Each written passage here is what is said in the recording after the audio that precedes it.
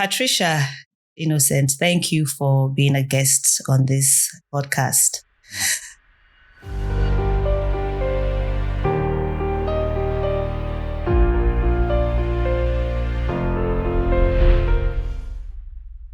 You're a member of the Robert Gordon University Board of Governors, and you're also currently a student president in communication and democracy at the same university. And you just recently completed your MSc in public health and health promotion. Congratulations. Thank you. It must have been a rewarding journey, and I guess stressful as well. Oh, definitely. Definitely to both rewarding and stressful. Okay, we'll get to that. So first of all, what motivated you? Why did you want to run? Was it an elected position or Yes. was it an appointed position? No, I wish it was appointed. But if it was appointed, I probably wouldn't be there. Okay. Yeah. So you did an election okay. So what motivated you to go for these roles? I think I would need to give it a backstory. Okay, fine. For it to make sense.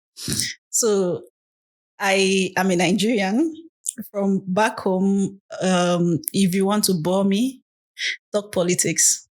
Oh, goodness. And my husband loves politics. Okay. Usually they do. Yeah. Yeah. So, but I was never keen on politics at all. Though sometimes he would tell me some things.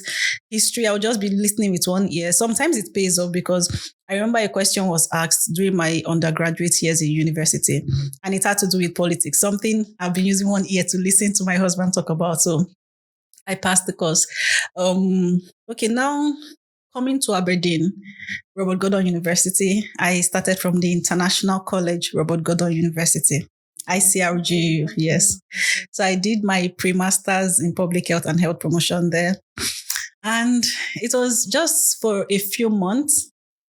Now, during the induction, I remember where I was at a friend's place and it was online induction.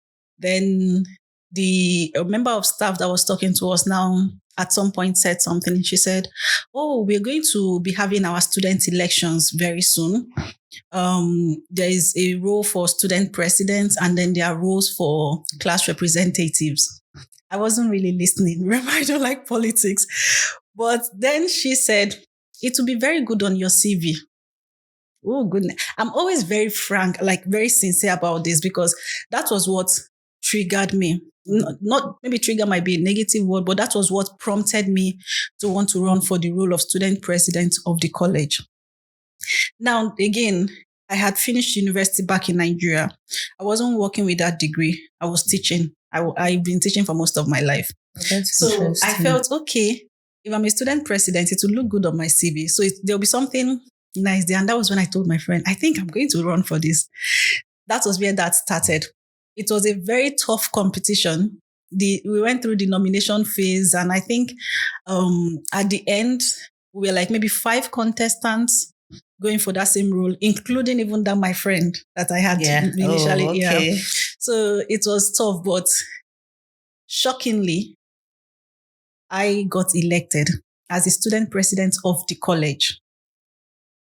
I was having like an online class when messages began to drop on my phone. I didn't even know that the results were out, and I cried because I never would have imagined that people would vote for me.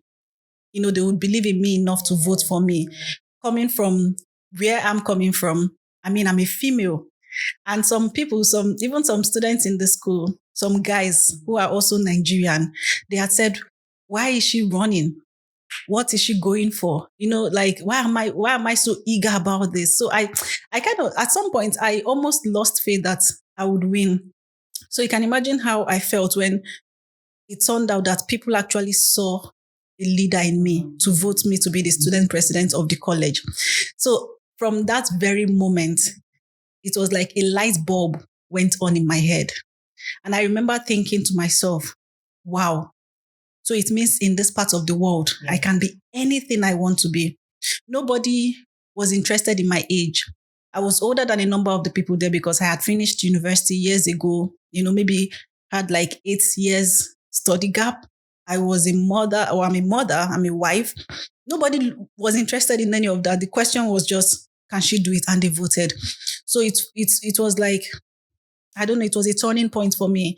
And then I got into, sorry, I don't know, this might be taking a bit of time, but I think this backstory is needed. Yeah, absolutely. So I finished the pre-masters and then I went on to master's program.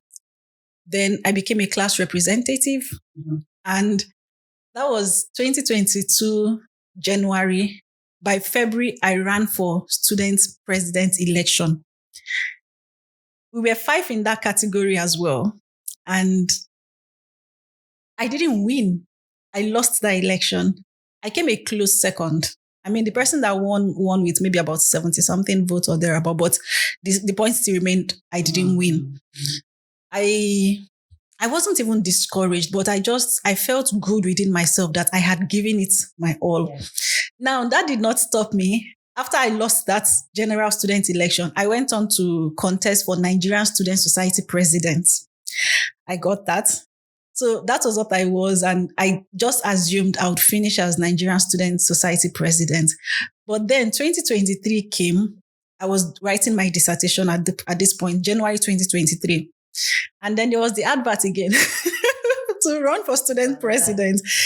I have always been very passionate about the welfare of students, and being a student president in the college, having that direct connection to the principal of the college, where I could give direct feedback. I realized, okay, you have to be in that position to be able to make changes. Impact, yeah. Yes, the changes you want to see. So, in fact, January, I was like, nah, I'm not going for it. I remember speaking to my husband and I said, nah, I'm not going. But there was just something that kept tugging at the back of my mind. So in February, I ran again for the role of student president still, for communication and democracy. And this time I got it. So that's the story. Okay. Oh, that's a good one. A good one. So why, you mentioned that you're interested in student welfare, and all that. Why are you interested in what students are going through? Is it based on your own experience? I wouldn't even say based off on my own experience, because thankfully I had a good run, if I might put it that way. But I saw what people went through. People that were not as fortunate as I have been. For an instance, before I came to Aberdeen, I had already gotten my apartment sorted. I didn't know anybody in Aberdeen. I don't have family or friends in Aberdeen, but I was able to do a lot of research. I could go 24 hours without sleeping. I loved Aberdeen. In fact, I love Aberdeen. It was for me like a dream destination. I love the city, the stone, the granite and everything. I love ancient looking structures, and I like cold weather. Yes, I know. I like cold weather. So it's like the excitement of the possibility of me being there. And then I got the admission, and in fact, I was not sleeping. My husband became worried. I wasn't sleeping. I was excited about everything. So I was able to get an agent, a number of agents. I did online viewing. They will send me clips of the apartment, and then I'll still ask if an agent could go live, and I did video calls with them. So I was able to sort out my accommodation.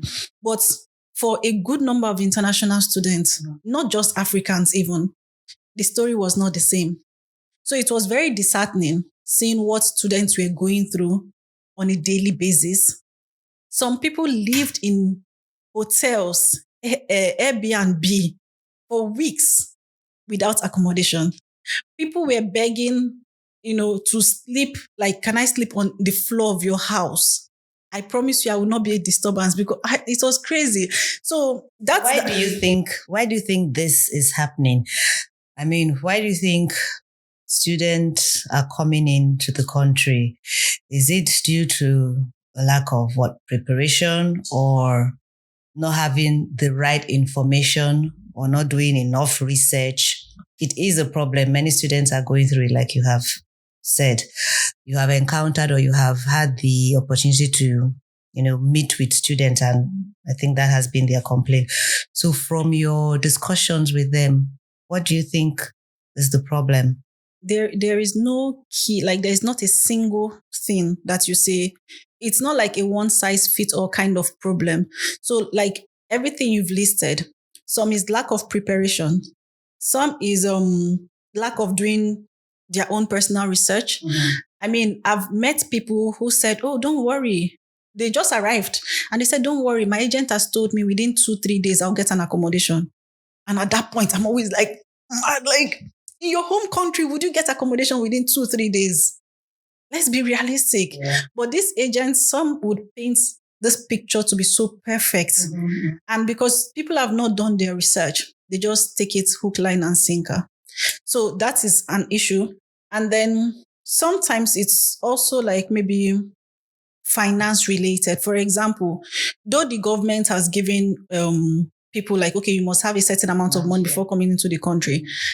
Then they come into the country, the exchange rates from their countries make them realize, okay, these houses I'm seeing is maybe £900, for example, per month.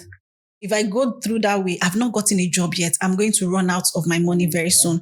So they look for accommodations like maybe they were expecting it to be 200. Again, no preparation, 300. So when they hear anything higher than what they've prepared for, it's like, no, not yet. My agent had said I'll see something cheaper within this range.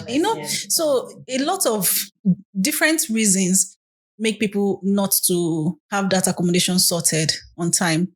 And then again, another thing that was a passion, like another thing that drove me to run for this role was not just the academic, the accommodation aspect of things. There was also the academic aspect of things. Okay. The way we study back in Nigeria is completely different from how it is here. I was grateful when I entered my master's program, and then I realized, okay, the month I spent in the college gave me, will I say, an upper hand. Yeah. I could do a number of things. I knew my way around campus. I could already do referencing. I knew just some things that are considered basic over here. But people just coming in, it wasn't funny.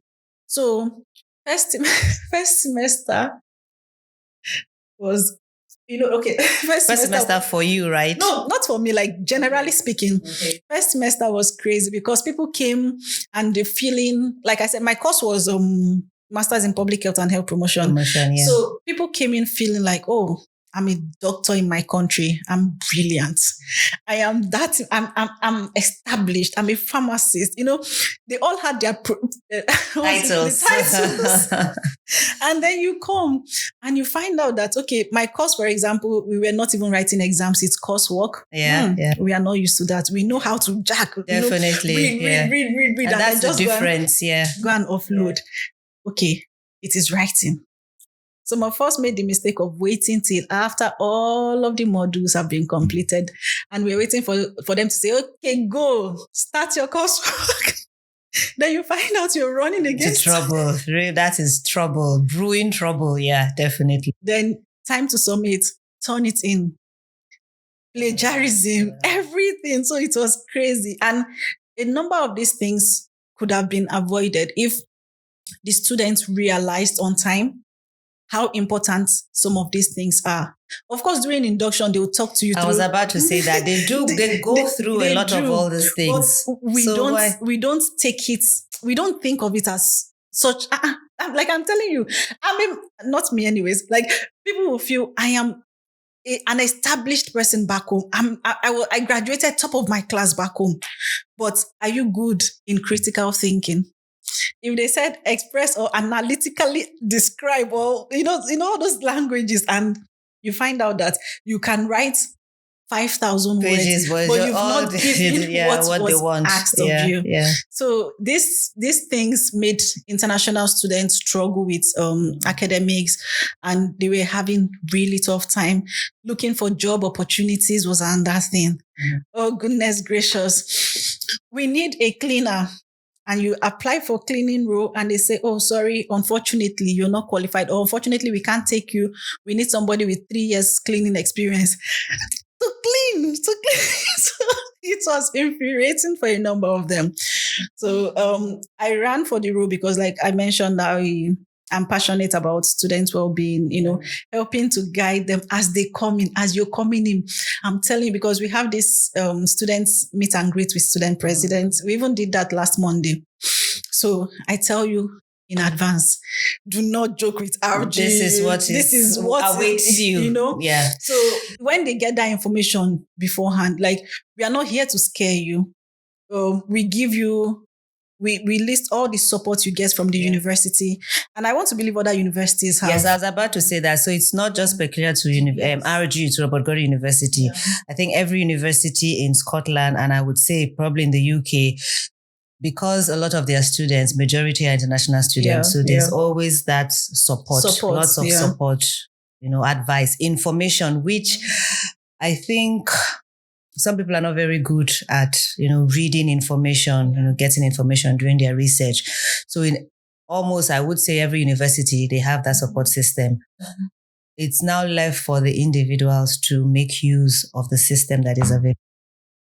When, like, during induction, when students are just coming in, a lot of information go over their heads, because if they've not sorted accommodations, mm-hmm.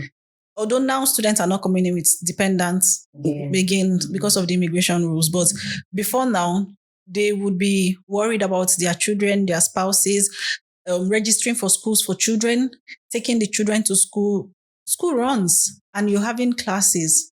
So a lot of things where it seemed like we're working against the international student. But if you get information ahead and you prepare well, then they would be working for you. And personally, based on my own experience, I remember first semester, a number of us were having issues with dropping of kids because our classes will start at 9 a.m. and then school runs is 9 a.m. Uh-huh. So the struggle was real. Yeah. And some parents were single parents, so there is nobody to help you. You don't have your auntie or grandma that you can say, go to grandma's house, or, like we do back home. So they have to take the kids to school and come, take the children to their own school and then come to school. But my department, in fact, was such that you only have 15 minutes grace. Yeah. Once it's 15 minutes, you can't enter the classes anymore. So it was real struggle. Thankfully, because of the feedback that they got from us at the end of the first semester, in fact, even before the end of the first semester, students complained a lot, like, we are mature students. Most of us have families. You can't expect us to start classes at 9 when our children are also going to school at 9. Off, yeah. So they changed the timetables for us, which made it perfect. Very good. Yeah. So classes didn't start till 10 upwards, and then usually would finish just around 3 when the schools are closing, or just before 3. So it made the experience easier and better. Yeah, yes, life easy for people. Okay, no, that's good. I know, like I said, most universities are always very supportive. Yeah. They are aware. It can be tricky sometimes, especially when there's lots of students, maybe in a particular class, mm-hmm. and changing timetable too can be tricky. Yeah. But I know that there's a support system is there, and they're always willing to make those adjustments when necessary. So you said something a little bit about the challenges, and I want us to go into that, if you don't mind. What are those challenges that you faced when you came to the UK as an international student? Did you come at once with your kids, mm-hmm. or you came on your own first? Yes. And then they came later? Yes, they came later. So how was that like for you? Very tough. Loneliness. Oh, okay. Like, the first few months I was by myself. I have never been away from my children for up to 2 weeks. I'm even thinking if my husband has traveled away, because his line of work, he travels, let me not say all over the world, but he does a number of traveling. Mm-hmm. I don't think even he has left us completely for 2 full weeks. And here I was being sent away, even though it was my choice. I To came go up and with study. yeah, to go and study. And I was the one who wanted to become more relevant in the society. COVID came. In fact, what made me to want to study public health was COVID. Okay. Oh, COVID came and I've never felt so useless in my life. I did a bit of acting at some point. Okay. So like I paused teaching for a bit and then I did a bit of acting. So just when I was about doing the whole acting thing was when COVID came and no more movie sets. You can't go to locations anymore. My husband was still working from home. My children could still do their lessons, Yeah. online. But there was Nothing. So you felt very irrelevant. Irrelevant. Like, of what use am I in this world? The world is about to end. I'm not contributing anything. Okay. So that made me want to study public health. Okay. Yeah. So I was on it. Once border, the lockdown was done, I was telling my husband, I need to go to school. I want to study public health because each time you turn on your TV, there's one public health practitioner talking about statistics and everything. So I said, I want to study this. Then we began to look for schools. We actually got an agent and they were fantastic. GCS Education, if I can mention their name. Yeah. So sure they'll be happy that you're speaking good of them. So that's okay. No, I refer them because they were fantastic. And the beautiful thing is they didn't get a dime from me. So it's not. Oh, really? They did. Why? You didn't pay them? I've never heard that like a charity work. I think a number of schools maybe have some agents they work with, but this particular agents, I guess maybe that's the same thing. But they were fantastic. And because I did my own research, so there was a particular person I was talking to. Turned out the person had just started there. So I was asking questions the person did not even know. And then they had to bump me up to some other person. Okay. At some point, it was the madam at the top. I had to be talking. Like, I did my research so much. So that was what made me to come here. So then I arrived and it was very lonely. Sometimes, especially kids growing up, they are so noisy sometimes. Can you just keep quiet? And they're always coming to report, Mama, this one did this, Mama, that one. Oh, Mama. And all of a sudden, didn't hear anything. No, Every Mama. quiet. It was so, I would cry myself to sleep. Wake up crying. I'm eating, tears are dropping. I know what you mean. I felt like I was being sacrificed. Again, I made the decision, but I felt like, why? Then some months down the line, my family came as well and they joined me. So my husband came, spent some time. I got the children into school even before they arrived. Like really? I arrived, immediately they got their visa. I told you I was, which is very good. I think that's something people should learn in terms of preparation. Learning to prepare ahead of time. I think it saves you a lot of hassles. It does. So the minute I got to know that, okay, they've gotten their visa, I started to prepare for schools. And then we got like the first one. And somebody now said, oh, you're a Catholic. There's a very good Catholic school around. I'm like, oh, I've heard Catholic schools are fantastic. Mm-hmm. I've not started this one. He said, yeah, you can call off this one and apply for the Catholic school. And that was what I did. So they came and something wonderful that happened was that the school, we live a distance from the school. Okay. So the first week of resumption, my husband and I were so happy now. We'd carry the children together. We'd take them 2 buses to go to school. Wow, okay. 2 buses to bring them back. And we were spending so much money that first week. It was like maybe £50 in just transport that first week. And a neighbor, God bless you, Mary, if you are listening to this. Mary, she said, oh, you're Catholics. And based on the distance, you can actually apply for a bus. Yeah. I said, really? I said, yes, you can. Hey, that was how I applied for a bus. And immediately we got it. So the requirement was just, there has to be someone dropping them off, like in front of your house, and somebody will be there to receive them. Okay. And then pick up, same thing. So they basically dropped my children in front of my house and picked them. Now, the fantastic part again was the timings. Mm-hmm.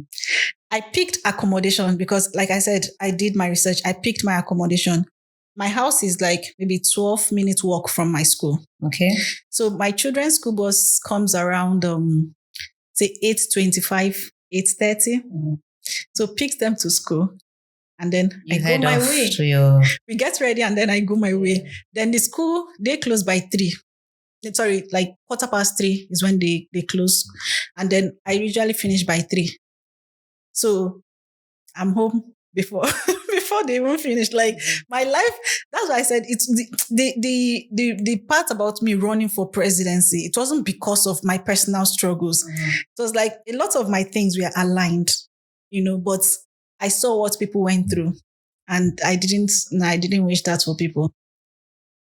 Okay. No, that's interesting. So, but yeah, it doesn't always work like that for everybody. No, definitely not. Why?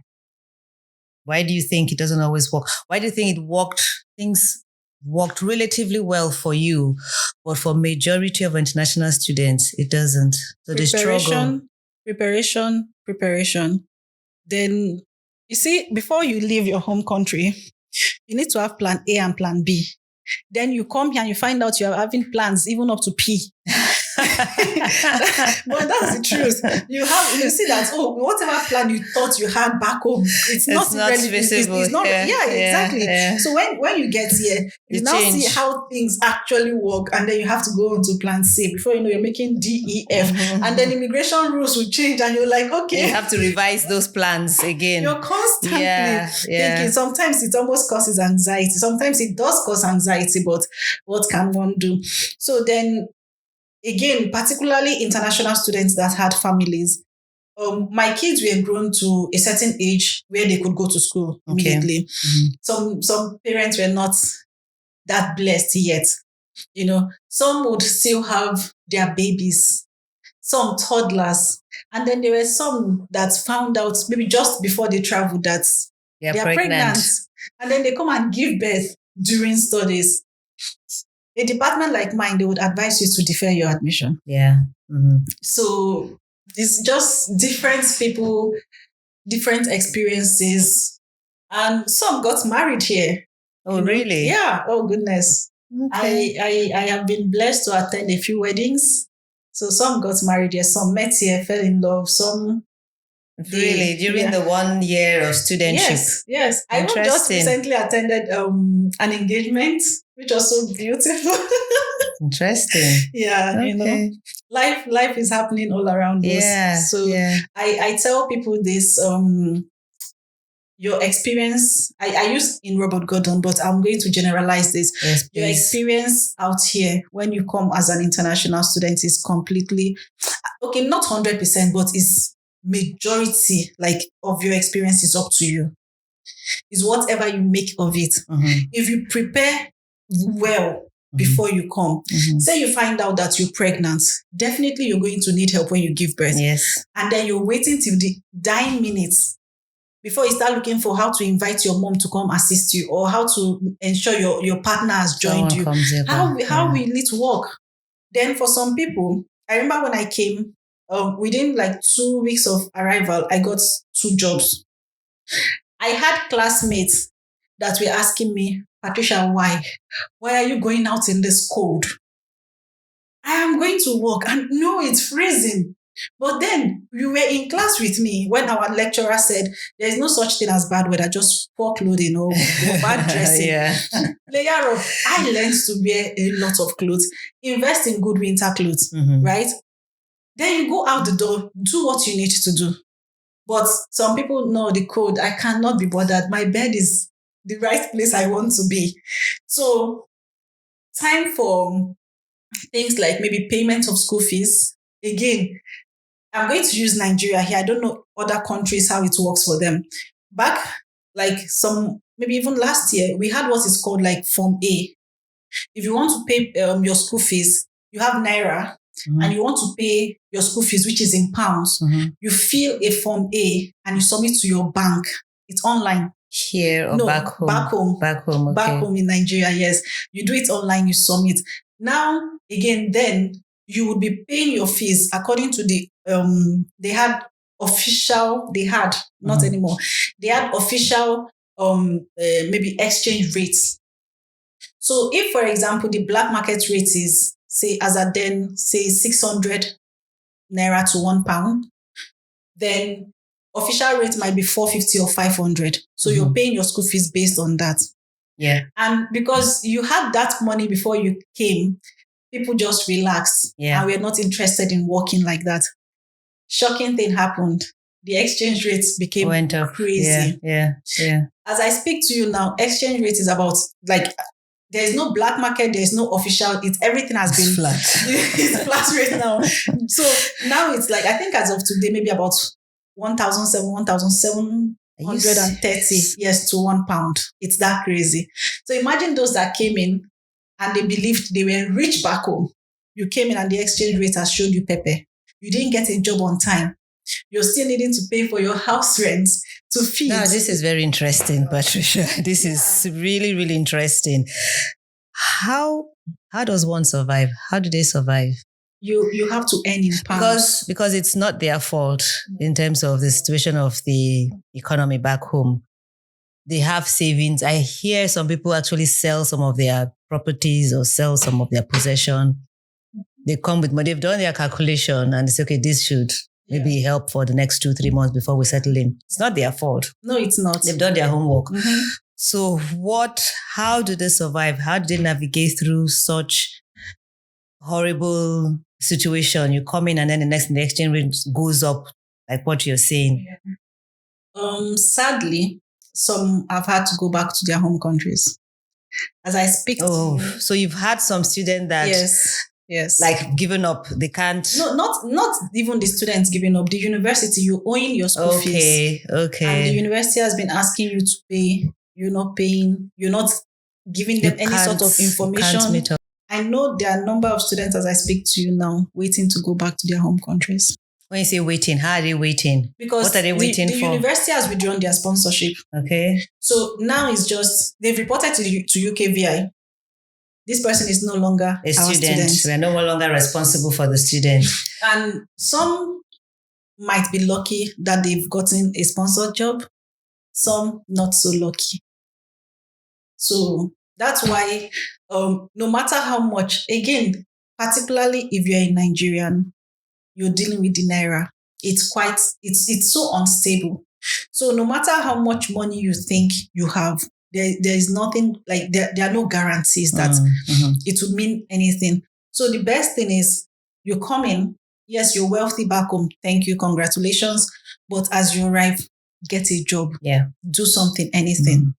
I had people that were not ready to do anything menial. What they call menial. There are people that were not ready to, okay, for example, I was a doctor in my home country. I can't come and clean or come and be a security So instead, person. I'm going to write my exams and then I would continue being a doctor. I have the money to cover. You don't have the money because Nigeria would happen to you before you write your exams. And even those exams are not cheap. Before you go through the months of preparation, writing the exams, the Naira exchange is still going crazy. Yeah. So whatever money you think you had, you no longer have it, and you're not earning in pounds. Yeah. So these are some of the things that cause these things to happen to international students. Yeah, no, you really, really touch on some really important points there. I think the first thing I would say is the ability to conduct research. You read about the country you're going to, read about the university, read about the culture. Because I've spoken to students in the past, some of them just pick up your bag and you just come over. You don't even know, what the society is like, what the culture is, how people communicate in public, for example. So I think that is very important, having to do your own research. Ask questions. Even if you know one or two people that are already there, you call them, you ask, you keep, asking and getting information. Very important. And I think another thing you said, which is important, is I would use the word humility. Because yes, you are very well to do in your own country. And you come over here, like you said, with your own plenty money in the bank account, but the exchange rate, differs and it fluctuates. So it's that humility to take on a job that might not be up to your standard, obviously, but just for you to have something to fall back. And it's better really to work here, earn pounds and spend the pounds here than you converting, either it's Naira or whatever other currency. So I think it's more about information, preparation, and humility. You summarized it. Yeah, and humility. Okay, no, that's interesting. Determination is also one. Okay. Because they might have the humility and they don't have that drive. For example, when you say they don't have that drive, the drive to go out there and get the job, for example. Okay. Recently, someone shared with me a story where their spouse went all out because I would say because like if your spouse is not paying the fees and they drive the spouse out of the country, it affects definitely, you. Yes. So the spouse, aside from applying to jobs online, went to different restaurants, went to offices, like just printed hard copies and was working, dropping CVs everywhere. And that is what we talk about being resilient. Dropping CVs so not giving up. Yeah. And in the end, he got a job. Definitely. Absolutely. Definitely. Yeah. And paid fees complete and everything. Okay. Yeah. Of course, definitely something will turn up. For someone to go all out like that. Yeah, absolutely. Walking in the street. Imagine like your city center here, every single office. I don't care. Barber shop, I'm coming to clean if you need me. Dropping CV for everything. Determined. Sometimes determination is as a result of when you know you have no other option. Sure. Because sometimes I think because people have something to fall back on, so they tend to relax. Yeah. They're laid back. Yeah. They know they have option A, B, C. But I've seen people, I've spoken to people, I've seen people that I'm quite close to. They sold everything back home, so they don't even have where to go to back home. So this is it. And they're doing very well. Yeah. They're doing very well because they had to do something here, train themselves, learn different programs online, and they finally got a job. So that is a part of, resilience, pushing ahead, pushing forward. Thank you for sharing part of your story. Rounding up, let's say somebody is listening to this podcast right now. What piece of advice, just in a phrase, 1-2 piece of advice would you tell the person so that as they go throughout the day, they're reflecting on, okay, this lady said this in this podcast, this lady said this, it makes a lot of sense. What would that 1-2 piece of advice be? I would say don't give up. And I'm going to give this quote. This quote is something that is quite personal to me. In fact, I take it personal. I never knew of it until my husband he wrote it to me as a text when we were dating. And it has become something that's stuck in my head. And whoever is listening to this just now, I would say, just when the caterpillar thought the world was ended, it became a butterfly. So no matter what it is you're going through, when you think this is the end of the road for me, trust me, you're just entering another phase of your life. Everything I have become today, I would never have imagined I would get to where I am today. I've spoke about how I felt useless due to COVID. It was like basically being a full-time housewife. I didn't feel I was even contributing anything to the family. But of course I was. But I'm Definitely. talking about how it's I was feeling. It's not wrong being a housewife as well. So people that are housewives shouldn't feel bad. Yeah. Oh goodness, that's hard work. There's a lot of work, absolutely. And the bad thing about it that it's not a paid job. Oh, yeah. You don't have any holiday leave. It's Monday to Sunday, every day, Christmas, New Year. Yeah. So it's a lot of work. So just keep pushing. Revise your plans, go through it. Don't be so stuck on a particular route. I know we might be international students or international like families or whatever it is. Maybe this is not your home country. we are all trying to achieve different things. Yeah. All of us, we have different journeys. The fact that A did this, it didn't work for them, doesn't mean that if you went to do it, it will not be a bliss. Like, it will be like a walk in the park. I've had people wonder, why is Patricia everywhere? Why is she always doing this? Why is everywhere Patricia? Because I was working, taking care of my children. I was volunteering within this uni and even outside of the university. Like, this is 2024. I'm already looking forward to Kilt Walk happening already. I volunteer for Kilt Walk when I read. Yeah. So putting yourself out there. Yeah. And people would get mad that I'm doing this. How is she doing all this? Why is she doing? But my journey is different from yours. I've been very intentional about what it is I want to do, the things I want to achieve as a family unit, as an individual, the things that I want to turn back and look at and be proud of myself. Before my husband even gets to be proud of me, or my children, oh, mama, we are so proud of you. Like, me being proud of myself first. There are things I want to achieve. So again, never give up. No, very, very interesting. I like the last thing you said, being intentional. I think that's a very strong, powerful word. Being intentional in everything you do, because it's that having intention that makes you come up with your goal. You have a desire to do something. And that's what actually makes you, resilient. So not giving up. You have an intention and you keep going. So that is very good, useful advice. Any last word or thing you want to say before we round up? I think I've basically said everything, because it's a case of the proverb back home where they say a word is enough for the wise. So we've spoken at length, and I want to believe someone somewhere has hopefully heard something. Yeah. Hopefully. Yeah. And that's what this program is about. So if you do have any story, a personal story that you want to share for the purpose of encouraging someone, for the purpose of giving information and to empower someone, please send me an email to livingresilient101@gmail.com with a brief summary of the story that you want to share. And that's livingresilient101@gmail.com. And thank you for listening. But remember, always be encouraged, get enlightened to become empowered. Thank you. And watch out for the next episode.